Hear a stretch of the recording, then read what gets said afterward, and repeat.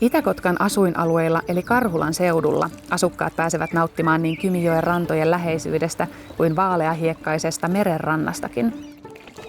Lähellä olevan luonnon lisäksi Karhulan seudun parhaita puolia ovat hyvät palvelut kaikenikäisille sekä asuinalueiden rauhaisa elämänmeno.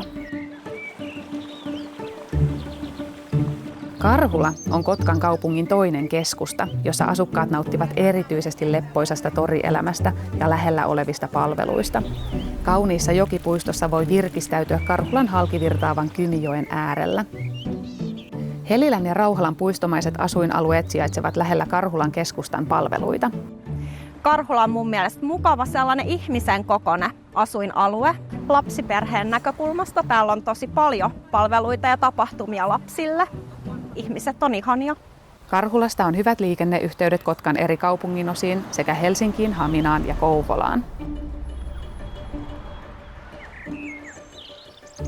Vehreällä Sunilan asuinalueella voi ulkoilla arkkitehti Alvar Aallon jalanjäljissä ja tutustua hänen suunnittelemaansa tehdastyöntekijöiden asuinalueeseen.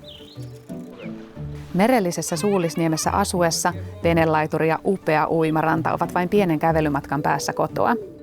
Molemmat asuinalueet tarjoavat rauhallista asumista lyhyen bussimatkan päässä palveluista.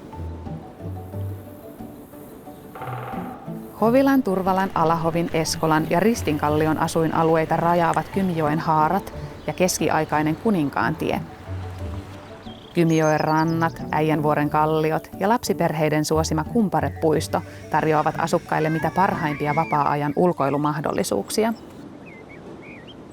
Asualueestani viihtyisän tekee. Tampsan monttu voi käydä uimassa, luonto on metsää ympärillä. Täällä on hyvät ulkoilumahdollisuudet, pururadat talvella pitävät hiihtolatuja kunnossa ja voi pelata lentopalloa. Tervetuloa asukkaaksi Joenvarren Itä-Kotkaan.